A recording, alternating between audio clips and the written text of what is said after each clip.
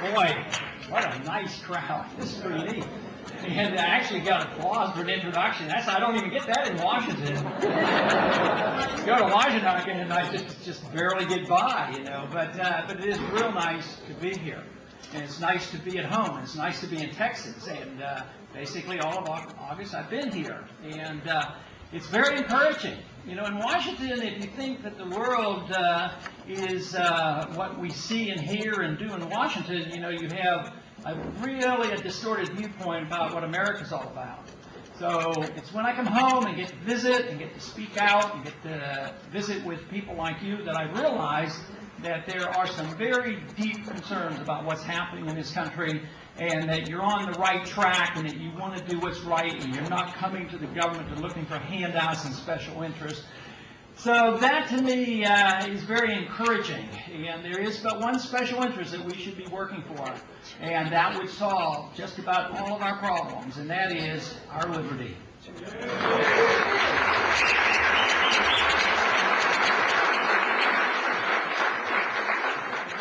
So often in Washington, that is the issue that is most neglected. The issue in Washington is that of how do you get things, and how do you influence the government, and how you wield power.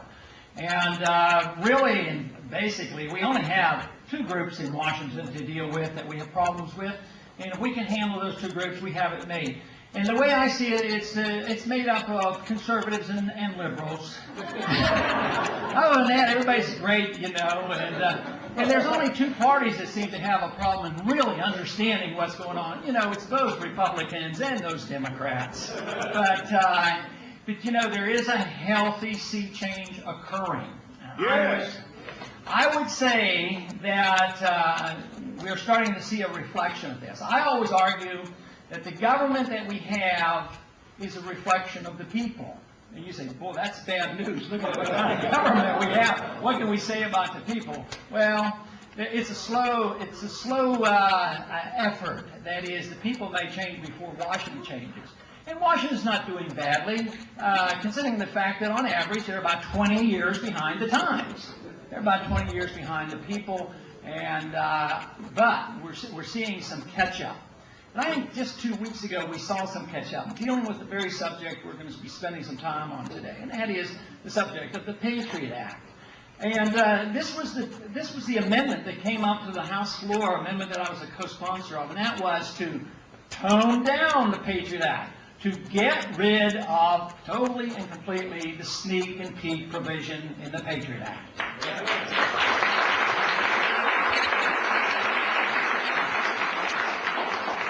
And we weren't sure whether we could get it to the floor because I was a co-sponsor of another amendment with Bernie Sanders, who wanted to get rid of that portion of the bill that said that the FBI has the authority to go in and just start snooping at libraries and bookstores and just looking at all the lists in case they might find some information that would be worthwhile in their great effort to provide security for us.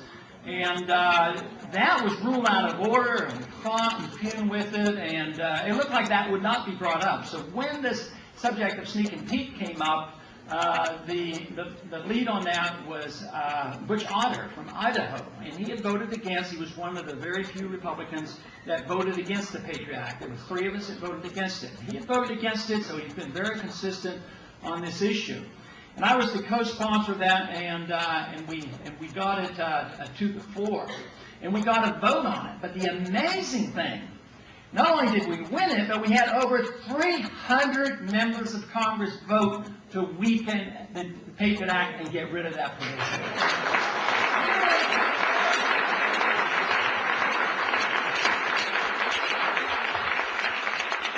Now, it would be misleading if we were led to believe that all of a sudden Congress is waking up, that they finally read the Constitution and they voted on principle.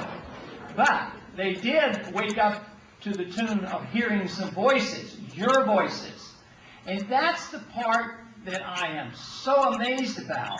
Not so much that there were some of us out there, but you know, doing this, the job that I have in my own way for 20 years or more, you know, it comes around when you think, but there aren't very many of us.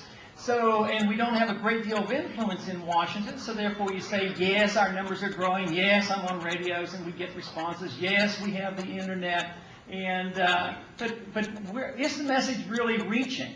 And I think this vote is a reflection of the fact that several things are happening. One, there are more of us than ever before, and the other fact is that we have better means of communication. You know, we have the internet and radio and shortwave and newsletters and just so many more things available to us than 25 years ago when I first went to Washington. You had 3 major networks and that was it. So this is good news. That doesn't mean to reassure you that we're over the hump. This is just the bare beginning, because the odds of that staying in the bill and the Senate passing it and the President signing it, very slim. And even if they did, do you think we could depend on them to follow the rules? There's no way. I mean, you know, there's one portion of the Patriot Act that Ashcroft argued for, and he still argues for it. He says, we have to do this. And he said, and somebody said, well, why do we have to have this radical change? He says, it's not so radical. He says, we've been doing that all along. We just want to put it into the law.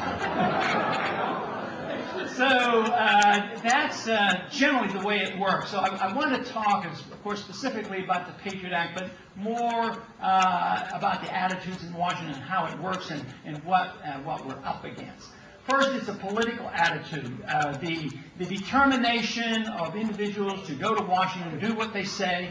Have you ever had a member or a candidate come to you explaining their position and they sounded pretty good and then went to Washington and forgot what they told you? Has that ever happened?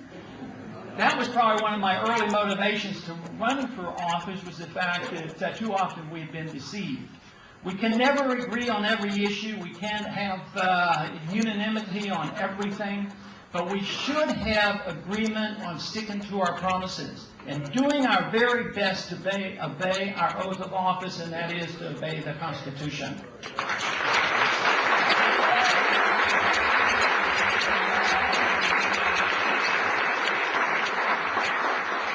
But the politics of it is very important, because depending on what their position is, not only do we see people change after they go into office. Have you ever seen some in office when they had the opportunity to do some good?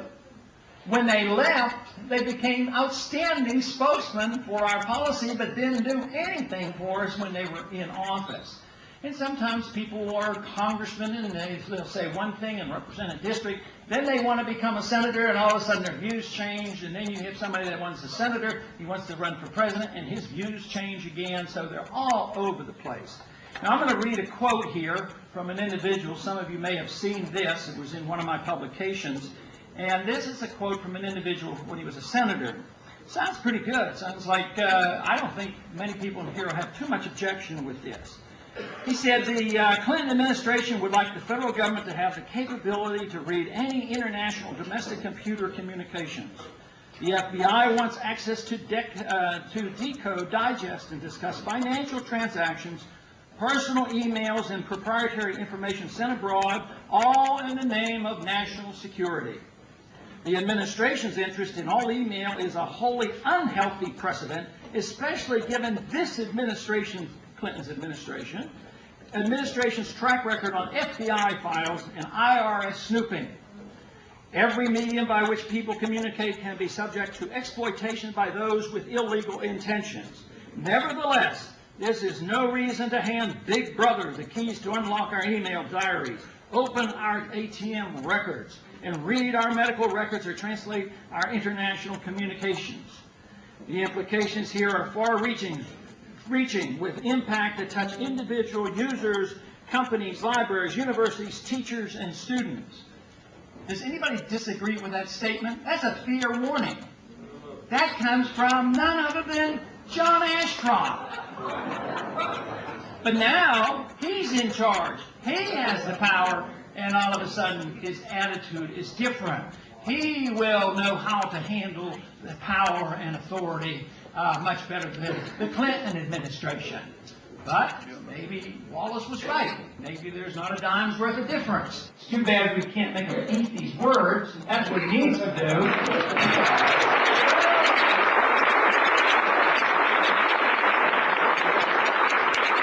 But he is out on the campaign trail to drum up support for the Patriot Act, but he's also quite ready to pass Patriot Act number 2, which if you thought Patriot Act number 1 was bad, 2 was even worse. You know, under that one, they're going to be able to decide whether you're an American citizen or not. And then if you're not an American citizen, oh, you might be in Guantanamo before you know it. So this is serious business. But the impressive thing to me is that no average American, we have not been reading of dozens and dozens of cases where the knock on the door in the middle of the night, and we've heard of people being hauled away and never seen before. It's not like that. And yet the American people, individuals like you in this room and many other tens of thousands of people have come to realize if we're not careful, it could come to that.